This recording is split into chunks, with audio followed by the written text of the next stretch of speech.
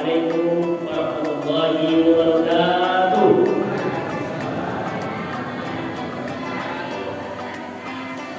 Alhamdulillahilladzi arsala bil huda wa dinil haqq liyudhhirahu 'ala ad-dini wa kafa billahi shahida. Asyhadu an la ilaha illallah wahdahu la syarika lah wa asyhadu anna Muhammadan abduhu wa rasuluhu nabiyyan ba'da. Allahumma shalli ala sayyidina Muhammadin. Hati mereka telah dikunci mati oleh Allah, negaranya telah diberikan, matanya telah dibukakan. Mereka itulah orang yang akan mendapatkan azab yang berat. Sekalipun dia sekolah kuliah S1, S2, S3 ke luar negeri, ke Jakarta, ke Bandung, ke Padang. Tapi kalau kakak langkah kaki dia masa itu begitu balik, walaupun jauh untuk itu. Oleh itu mari kita. Dan bagaimana pengamalannya? Ramadan adalah bulan Al-Quran, dan bagaimana pengamalannya? Tentunya pertama Bapak Ibu, pengamalannya Al-Quran tersebut yang pertama tentu kita baca Allah yang Al-Quran kepada Nabi Muhammad, malaikat namanya malaikat Jibril. Malaikat Jibril dijadikan penghulu pemimpin dari sekalian malaikat yang banyak Allah ciptakan malaikat itu. Yang kita ketahui, untuk malaikat yang mungkin adalah kita ketahui. Malaikat Jibril adalah pimpinannya. Kenapa? Karena dia membawahi Nabi Muhammad terlebih dahulu, dan baru umatnya dan umat-umat yang setelah itu. Walaupun umat Muhammad Rasulullah SAW atau Nabi Muhammad Rasulullah SAW Nabi yang terakhir, tetapi Nabi yang pertama kali masuk ke surganya Allah Subhanahu Wa Taala. Lain berhubungan dengan Al-Quran dimulakan Allah. Di mana diturunkan Al-Quran? Di Makkah dan Madinah. Makkah dan Madinah, Bapak Ibu, adalah negeri yang dilindungi oleh Allah, yang diberkahi rezeki yang banyak yang dibutuhkan oleh umat. Bahkan pada hari kiamat Bapak Ibu akan turun Dajjal. Dia pernah mendengar kisah Dajjal. Tadi YouTube ini bisa mempelajari kisah Dajjal. Mempelajari kisah-kisah di akhir zaman. Dajjal itu punya matunya sikit, risiko mempunyai kalimat kafir. Di mana diturunkan Al-Quran di Makkah dan Madinah, maka negeri Makkah dan Madinah tersebut dilindungi oleh Allah Subhanahu Wa Taala dari masuknya Dajjal. Dajjal itu diberikan kelebihan oleh Allah, bisa mematikan manusia, bisa menghidupkan manusia. Dia kelebihan yang banyak oleh Allah, bisa menghancurkan bahwa ini adalah Tuhan, menghancurkan bumi bisa, menghancurkan kehidupan Allah bisa. Dan bahkan kata baginda Rasulullah SAW bersabda ketika menceritakan Dajjal, tidak akan luput persimpangan jalan dan aku di muka bumi itu, tidak akan pernah luput dari Dajjal yang akan datangkan persimpangan jalan di akhir zaman. Turun Nabi Isa alaihissalam, mati ketakutannya, hancurnya, meleburnya, mati. Itu nanti di akhir zaman mereka. Ini Nabi Isa alaihissalam itu nanti Dajjal akan takut kepada Nabi Isa alaihissalam. Yang berhubungan dengan Al-Quran akan dimuliakan oleh Allah Subhanahu Wa Taala. Bahkan masuk perguruan tinggi, Pak Ibu diundang, udah kiriman WhatsApp yang menghafal 10 juz Al-Quran, dia diundang. Atau kategori hafiz Al-Quran untuk memasuki perguruan tinggi. Jadi itu barang ini, Pak Ibu. Kini murahlah berlomba-lomba untuk menghafal Al-Quran. Main si kapalo juga itu masuk dalam kuburan, dicari oleh malaikat itu banyak ayat Allah dalam kapalo. Bahkan dia hafiz Al-Quran di TV mencari Pak Ibu. Anak-anak umur 3 tahun, anak-anak umur 5 tahun hafal Al-Quran 5 tahun. Awaklah 30 tahun awak, 60 tahun lebih kurang. Laisa hafal Al-Quran awak tentu boleh Pak Ibu. Itu jadi evaluasi bagi diri. Apakah Al-Quran itu hanya saja kita sebut-sebut? Apakah Al-Quran itu hanya sebagai merek awak? Kitab suci Al-Quran, kita harus Al-Quran tahun ini baik belum buah kakinya. Anak ini lah kita jadi cari untuk tahu ini betul turunnya dari kursi roda. Apa kita menulis Al-Quran? Tahun-tahun sebelum itu, makanya buku apa kita menulis Al-Quran lah. Dan kalau pun orang hafal Al-Quran, otaknya lumpuh.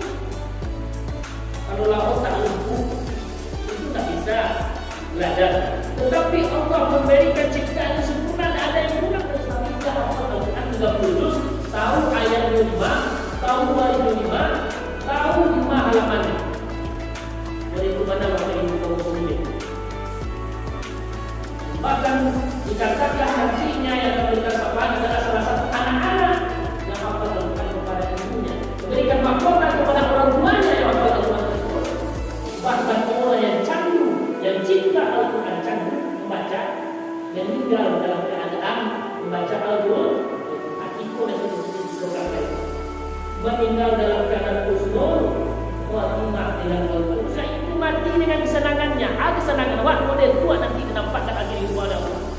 Akhir biasa hidup dinampakkan oleh Allah. Perkataan-perkataan yang tak baik akan dimunculkan oleh Allah nanti ketika kita sakaratul maut yang diri tak sadar. Maka dari itu Bapak Ibu kaum muslimin, kita meninggal dengan keadaan husnul khatimah, meninggal dalam keadaan membaca ayat Al-Quran dalam sujud, dalam sholat, dalam baca Al-Quran, dalam berbuat baik, dan meninggal dalam keadaan berbuat maksiat. Siapa yang meninggal? Tidak semua orang yang mampu meninggal mengucapkan kalimat tauhid itu Bapak Ibu. Siapa yang membiasakan dirinya, lidah dan bibirnya basah mengucapkan kalimat tauhid la ilaha illallah. Mudah-mudahan kita Bapak Ibu bisa mengucapkan kalimat tersebut di akhir hayat kita. Kalau pada itu Ustaz tak perlu lawak sama yang lain, tak perlu lawak puasa zakat lain. Cukuplah ketika doa ini saja kita baca la ilaha illallah. Takkan bisa. Bisa awak merencanakan kematian, awak tak bisa. Maka dari itu Bapak Ibu, manusia itu mati sesuai dengan hobinya. Maka hobilah kita, senangilah kita dengan Al-Quran tersebut Bapak Ibu muslimin rahmatullah subhanahu. Inilah bulan Ramadan, bulan Al-Quran, dan amalan-amalan apa yang bisa kita lakukan di bulan Ramadan. Satu huruf ayat Al-Quran memberikan pahala berlipat ganda Allah dibandingkan dengan di luar bulan Ramadan. Apapun ibadah sunnah yang kita lakukan, apapun ibadah-ibadah yang kita lakukan diberikan pahala berlipat ganda oleh Allah Subhanahu wa taala. Yakinlah itu. Kenapa? Karena kita merantau di dunia. Ke bumi kita merantau. Kenapa? Sebelum Nabi Adam alaihissalam menjadi khalifah turun ke bumi, bumi kolado. Diperintahkan oleh Allah turun ke bumi menjadi khalifah, pemimpin. Berarti bumi kolado berdua. Kalau kita merantau, berarti ada kampung kita yang asli. Kampung kita yang asli yaitu surga. Tapi Bapak Ibu, kalau punya amalan-amalan kita, bisa jadi kita nak kembali pulang kampung dan merantau. Bisa jadi kita kena raku segala baru ke seluruh. Atau bisa jadi selama-lamanya kita kekal di dalam neraka. Maka dari itu dengan Al-Quran kita akan dimuliakan oleh Allah Subhanahu wa taala, apakah dalam keadaan hidup, apakah dalam keadaan sakaratul maut, apakah dalam keadaan dalam kuburan, apakah nanti pada hari kiamat ada yang akan memberikan syafaat kepada kita. Al-Quran akan memberikan syafaat bagi orang-orang yang senang baca. Yang kedua Bapak Ibu, yang pertama adalah tentang baca Al-Quran, amalan-amalan yang kita lakukan. Yang kedua adalah amalan-amalan yang kita lakukan tentunya adalah tiang agama kita. Sesuai dengan firman Allah di dalam Al-Quran, bahwasanya kita diwajibkan untuk melaksanakan ibadah sholat. Sholat merupakan tiang dari agama. Kenapa sholat dikatakan tiang dari agama Bapak Ibu? Karena sholat tersebutlah yang akan menerima amal-amal ibadah kita sesuai dengan sholat. Kalau tak sholat, semuanya ditolak. Sekalipun kita berpuasa, tapi tak sholat, ditolak kesadanya. Banyak orang berpuasa, kata baginda Rasulullah SAW, hanya mendapatkan lapar dan haus. Kenapa? Dia hanya merasa ibadahnya sudah puas dengan hanya berpuasa.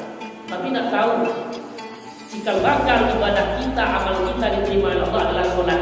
Sekalipun masjid ini kita bangun sendiri dengan uang kita, tapi tak sholat Bapak Ibu, semuanya ditolak.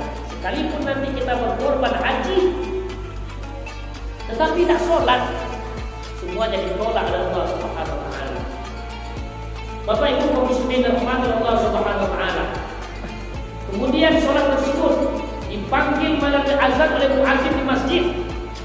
Dan selama ini polemik yang kita dengarkan. Sebenarnya panggilan yang paling mulia itu adalah panggilan sholat dengan azan. Suara yang paling hina itu adalah suara anjing. Panggilan yang paling mulia adalah panggilan untuk kita melaksanakan sholat. Ketika Allahu Akbar, Allahu Akbar, Allah Maha Besar, Allah Maha Besar. Tak ada yang besar lagi dari Allah.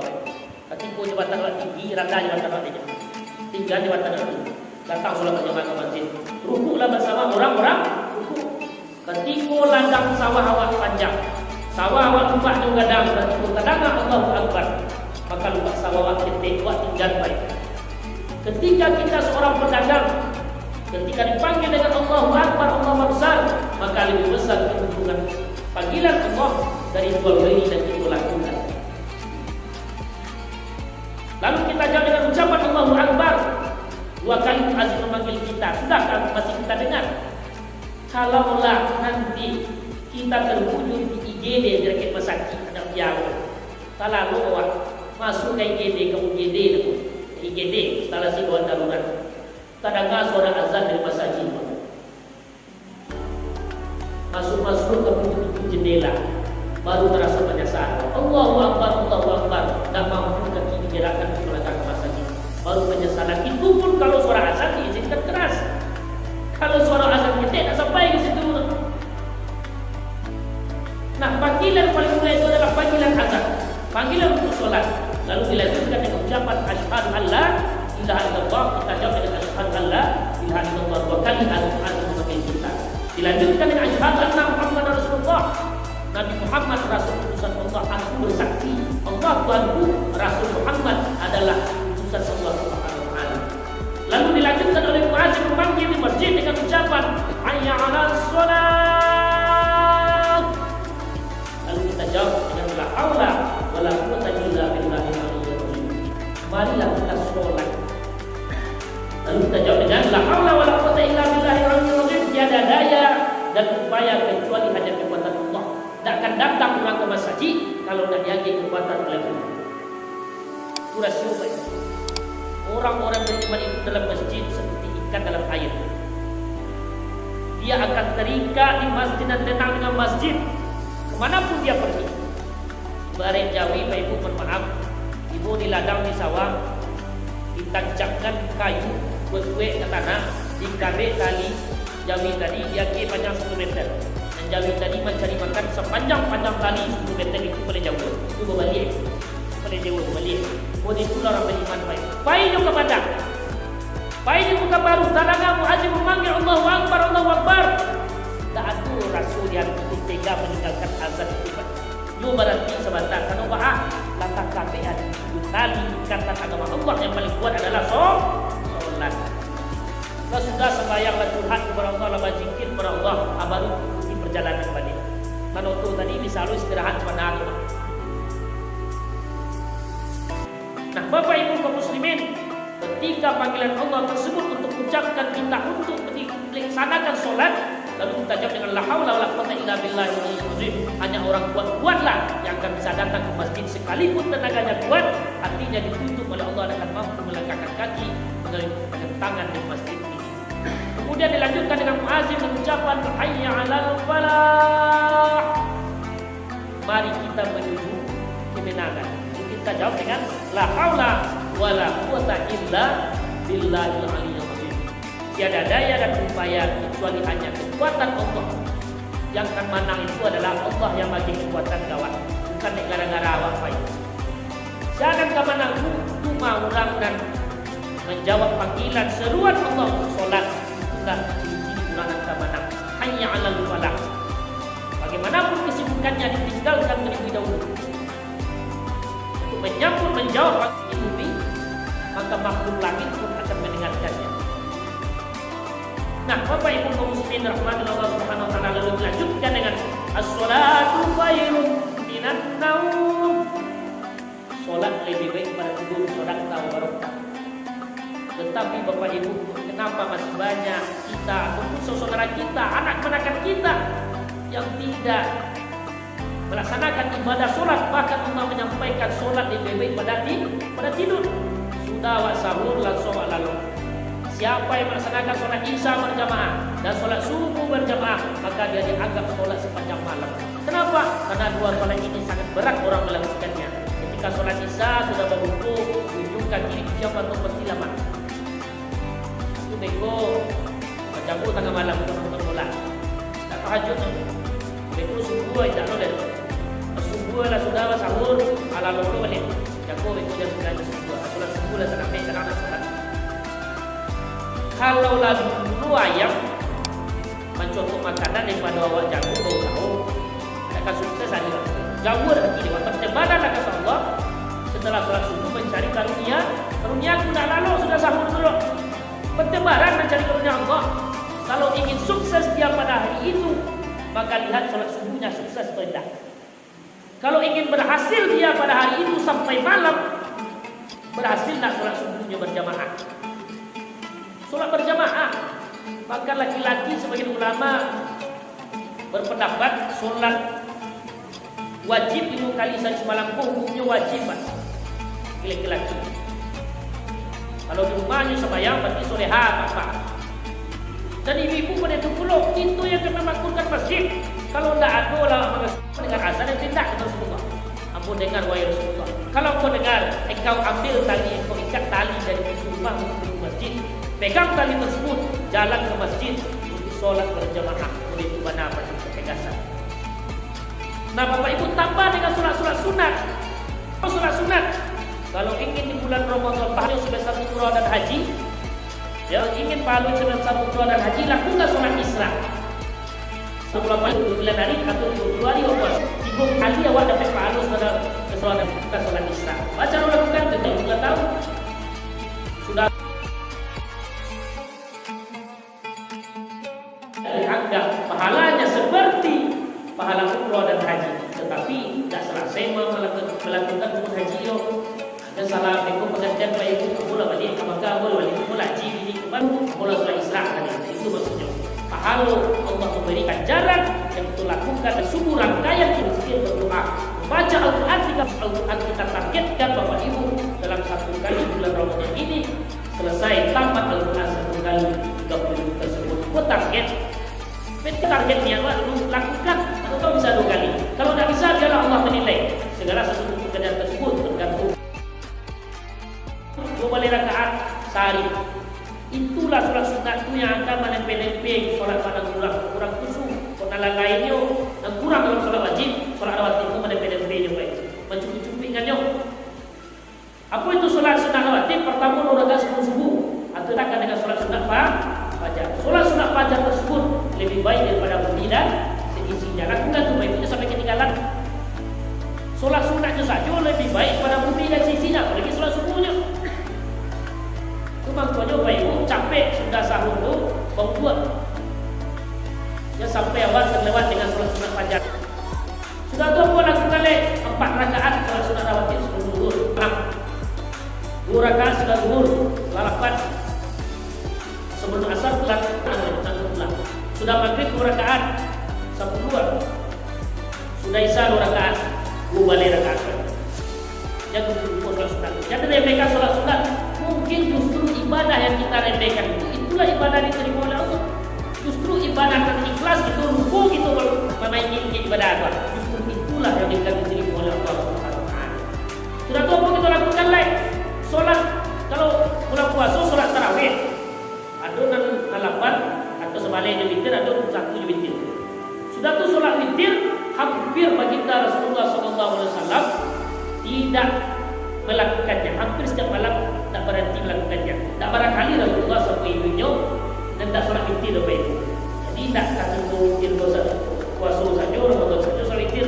Di luar puasa pun sholat witir loh. Karena itu amalan yang tinggi pula pahala dari sisi Allah. Maka Rasulullah hampir ketika selama hidupnya dia tidak meninggalkan sholat witir. Hampir. Itu tak tarik. Ustaz Abu sudah tarawih kalau witir, maka apa perlu bisa tahajud? Tak bahar, sholat witir bukan sholat penutup. Karena ada orang sebagian sudah sholat tarawih witir mau bengkok bukan tahajud, bilang witir itu bukan sholat penutup. Witir adalah sholat yang dilakukan sekali dalam 1 malam. Sudah itu mana lakukan tahajud? Hak Allah. Tahajud itu Pak Ibu diangkat derajat itu, dilapangkan itu, disiarkan pada itu. Apapun diminta kabulkan oleh Allah. Ibarat HP siang hari HP itu sibuk, itulah malam tak para orang telepon. Karena kesibukan orang tak banyak. Kemudian itu orang Allah ingin mencari orang-orang dan berdosa dalam lama lalu, siapa terbangun untuk sujud kepada Allah Subhanahu wa taala. Tanyalah orang kayak apa yang ibadah jadi ulang apa? Dia doa orang kayak apa? Tanyalah. Ulas orang kayak apa? Lain yang terjago, tahajud doakan anak-anak kedua. Walaupun yang nantilah hancur di dalam tanah dan anak-anak itu tetap berbuat amal baik dan akan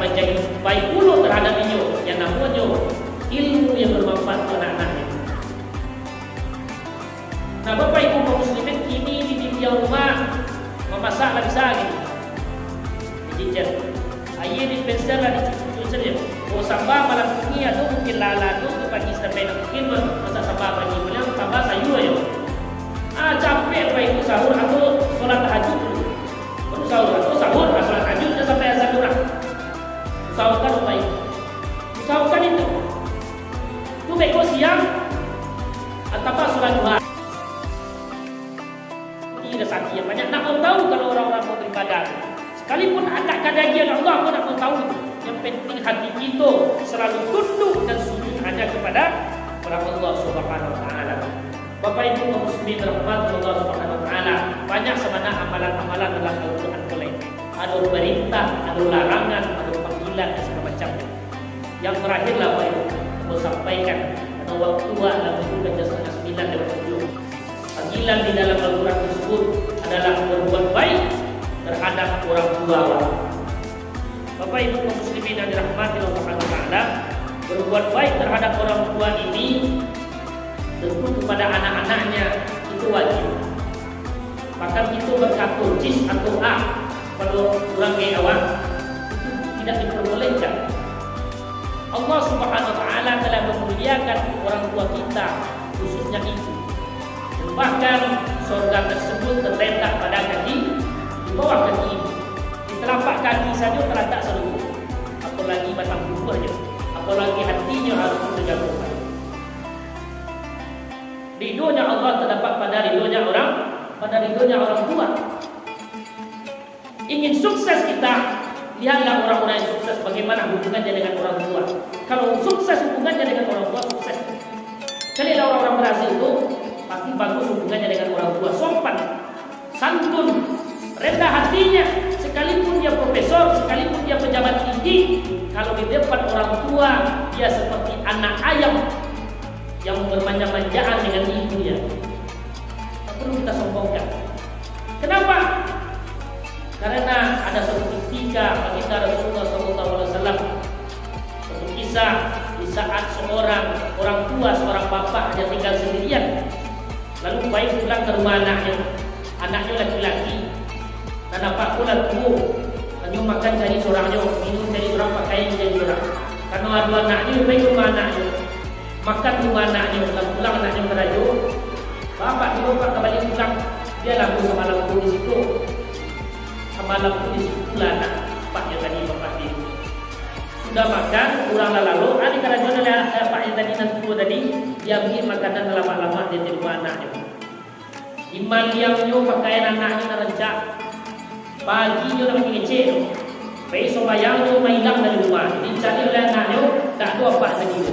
Iru lalari, onde orang kaya mula lari, cari baju, lamari, atau buka-buka baju orang mandi, cari sampah makan habis, dicarilah bapak tadi. Tak lama sudah tu bapak tadi, apa semua juga anak, kamu apa? Sudah jago, tak ada mengecek-ecek langsung hilang. Dan baju pun ada cak-cak dah hilang dan sampah pun kami kerja makan pagi, tak ada pak bau lo begitu. Iyo mau bau, balik pak bau pak mandi yang rumah-rumah bau ini buat. Dicari semua bau bukan bapak ni. Ini pun nak orang pertarungan orang tua kepada bidan pak. Orang tua nak. Salah satu dosa yang paling besar adalah durhaka kepada orang tua. Lalu dicari baginda Rasulullah, bertemu Rasulullah, bertanya kepada Rasulullah, wahai Rasulullah, apa aku lalu di rumah malam tadi? Aku dilakukan oleh apa aku walaupun apa aku, tapi kerana dia nak elok. Iyo memanjang baju dan rancak-rancak baju. Iyo makan makanan terlezat-lezat dan ambil padahal itu anak istri iyo anak dan keluarga aku. Iyo manjang dia orang yang ubah ada hubungannya dengan Rasulullah. Apa jawab Rasulullah? Ditanya kepada apa? Iyo apa nak manjang baju anak? Iyo Rasulullah. Iyo apa nak makan makanan anak? Iyo Rasulullah. Sebab itu, wahai Rasulullah, ganti muda anakmu ketik. Iyo dapat tenaga aku masih kuat tenaga aku. Sudah tu, aku laku dapat tenaga oleh. Aku nak punya baju dulu, iyo dapat baju, biar aku mengalah supaya aku bisa beli baju rancak. Dulu bagi aku minta, biar aku tahan minta bagi aku untuk anak aku. Kini aku dapat daya dapat tenaga. Aku nak diperhatikan istri aku tak lalu. Tak diperhatikan aku sehingga kau datang ke rumah bininya, ayo aku ciluk ke seluruh barangnya itu. Untuk keperluan apa kau nak mati kau tanya. Apa kata jawab baginda Rasulullah sallallahu alaihi wasallam, wahai anak muda, sesungguhnya dirimu, keluargamu, hartamu dan seluruh apa yang kau dapatkan itu adalah milik bapak, milik orang tuamu. Jadi tak ada hak kamu walaupun dia mengambil mencuri, tak ada hak apa itu. Jadi apapun kesuksesan itu raih itu adalah milik orang tua dan rumah bangga. Kalau rasa sakit, awak lagi susu nak pergi makan mati awak. Dia bertahan hidup sampai kini, berhasil ditunjuki, dididik segala macamnya, anak bisa membaca surah ini. Kalau tak ada lah ibu bapak aku lebih mungkin bapak ibu secara suruh. Apapun yang kita raih sebagian tak ada dulu. Kecil Ustaz Abdul Somad dengan ceramahnya. Kamu lah tamat S3 sudah. Ibu bapakmu tak ada meninggal dulu. Tak aku bahagia boleh. Apa? Lah kayu je kini tuan. Kau tu rancak je kau dan pajero lagi. Tak bahagia je. Karena bapak ibunya tak ada. Megahlah rumahnya, terkenallah. Tak ada bahagianya. Sebab itu ibunya bapaknya tak ada. Maka dari itu kesempatan ketika orang tua kita masih hidup, masih besar. Alun lemak. Sebab itu masih banyak kerajaan di kampung yang selesai. Orang yang berkumpul mungkin. Amak danga, anak-anak yang rumah mewah di kota ya. Iyo mah, di sana dia mah bisa berkumpul istri dan anak-anak. Ibu kampe itu yang oleh anak itu oleh amak itu. Nah, lima kini kerajaan itu baru. Andi aku masuk ke kawan yang di pasar tadi. Kecik kawan aku rumah, kecik kawan kau kecik kawan, tulah hebat yang kau bina. Baik pada orang, siulah pembalian jauh di bulan dua berikan. Iyo mah, andena. Itu nak kau balina. Kalaulah Allah mengizinkan ambo, ibu kali, ambo berdoa kepada Allah Tuhan. Ya Allah, kalaulah Engkau izinkan ambo ibu kali sudah mati gua. Kalau Engkau izinkan ambo ibu balik ke dunia aku ya Allah, izinkan ambo menjadi hijau dena. Sebab itu mak, supaya engkau bisa ambil cari keluar dari rumah. Kalau kandangan engkau sangat rancak, engkau akan makan lama-lama dan engkau bisa bermain-main bahagia ini. Artinya aku bapak ibu, itulah kemarahan orang tua. Orang tua nak mau tahu dengan harta kita. Orang tua nak mau tahu dengan keberhasilan kita. Yang orang tua tahu itu ingin tahu adalah engkau adalah milik orang tua. Tetapi itu masih banyak anak-anak yang menghukum orang tuanya dengan rasa rindu, yang tidak sayang kepada kedua orang tuanya. Ketika orang tua nanti telah tiada, waktu kita merasakan sedihnya tidak mempunyai orang tua. Sajalah kepada orang tua kita yang tidak punya orang tua. Menziarahi kubur saja sudah lepas rindu kita kepada orang tua.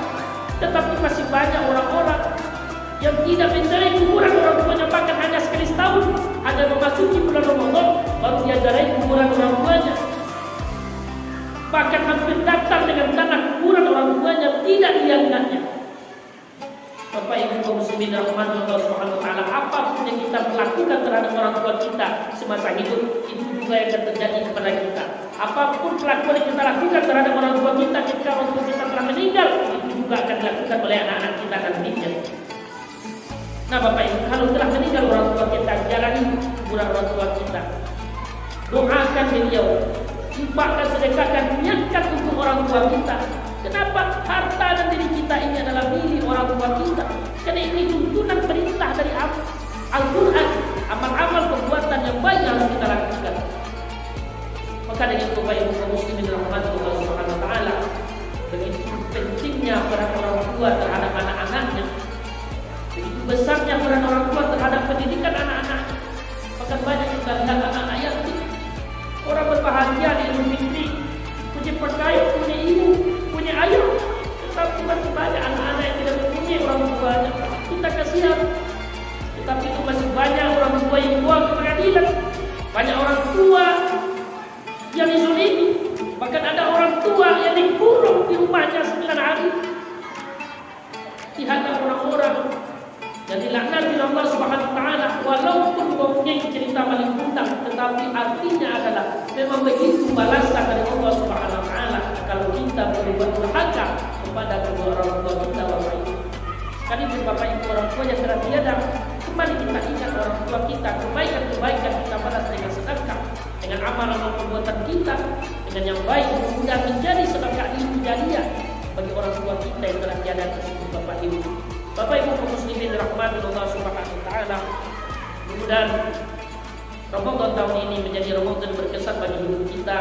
Ramadan tahun ini bisa bermanfaat bagi diri kita setelah 2 tahun berjalannya kasus virus corona yang membatasi kita dengan protokol kesehatan, bahkan melarang kita mungkin datang ke masjid. Mari kita syukuri pada hari ini keadaan sudah mulai berubah. Mudah ke depannya kita termasuk orang-orang selalu mengevaluasi ibadah kita, mengevaluasi perbuatan amal-amal kita. Sudah berapa bekal yang bisa kita bawa nantinya untuk pulang ke kampung halaman. Sampaikan saya ke kampung halaman yang sebenarnya atau tidak. Kalaulah tidak sampai Bapak Ibu ke surga kampung halaman kita, maka termasuklah kita orang-orang rugi. Kalau sedapat mungkin jangan kita singgah ke neraka maupun ke surga. Mari kita bermohon kepada Allah, timbangan kebaikan kita berat dibandingkan dengan timbangan kejahatan atau dosa kita. Bagaimana caranya? Banyak-banyak beristighfar, banyak-banyak minta ampun, banyak-banyak beribadah kepada Allah, bertobatlah kita kepada Allah. Kita masuk surga bukan karena kita sholat, kita masuk ke surga Allah bukan karena dengan sedekah kita yang banyak, tetapi kita masuk surga dalam karena ridhonya Allah kepada kita. Bagaimana cara keridhaan Allah tersebut kita cari? Tentunya yang adalah sholat. Tentunya adalah kita melakukan perbuatan-perbuatan amal makruh nahi munkar. Bapak Ibu kaum muslimin rahmati Allah Subhanahu wa taala, kemudian kita mendapatkan ridhonya orang tua dan kita mendapatkan ridhonya Allah Subhanahu wa taala.